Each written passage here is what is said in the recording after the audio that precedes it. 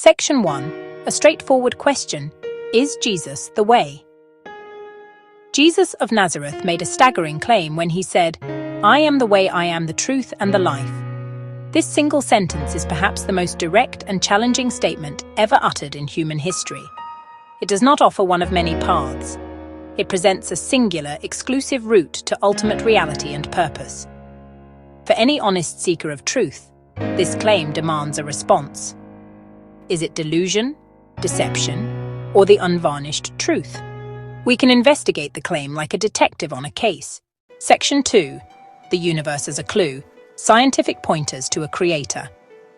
When we look up at the night sky or peer through a microscope, we see a universe exquisitely balanced for life.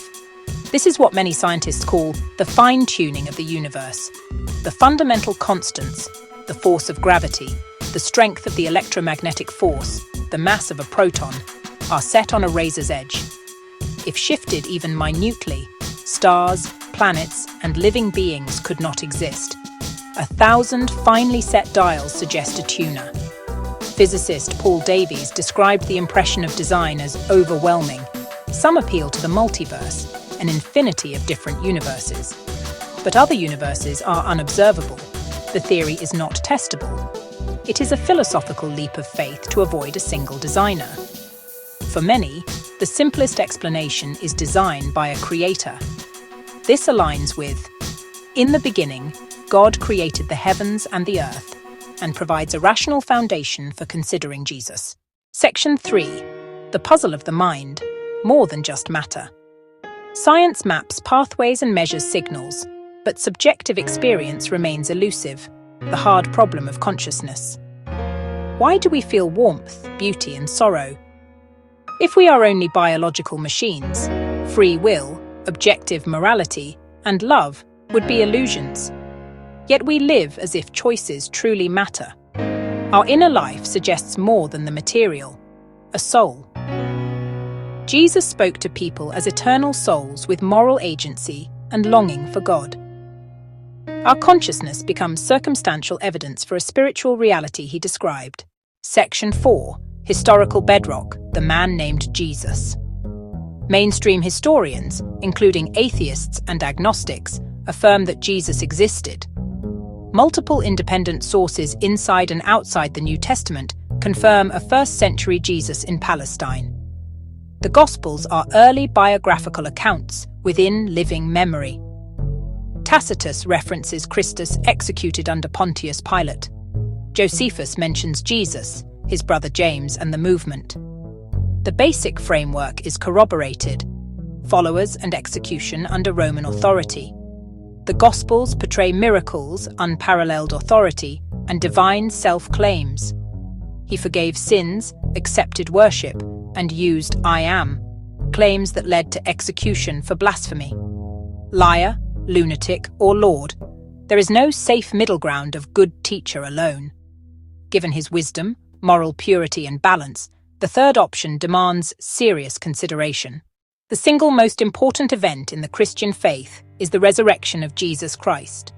If Jesus died and stayed dead, his claims collapse. Paul wrote, "If Christ has not been raised, our faith is futile."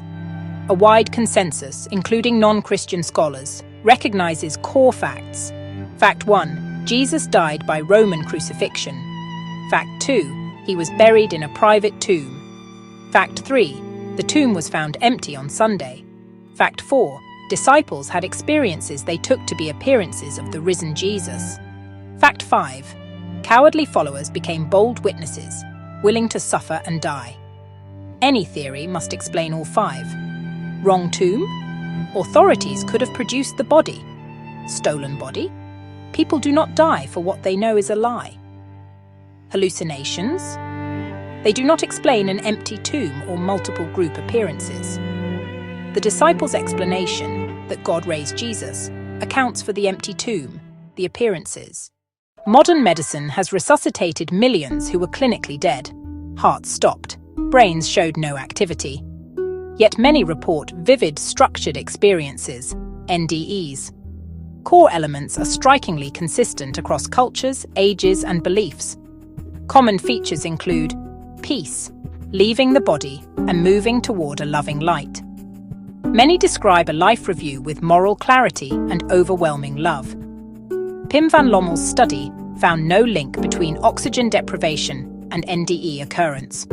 Veridical cases report verified details unseen by physical eyes. Some specifically encounter Jesus. Testimonies describe life-altering encounters. NDE data suggest consciousness can operate beyond the brain, lending weight to a soul and afterlife. Objection: miracle stories are legends that grew over time. But core beliefs appear extremely early. In 1 Corinthians, Paul quotes a creed dated within years of the crucifixion. Christ died, was buried, was raised, and appeared to Cephas, then the 12.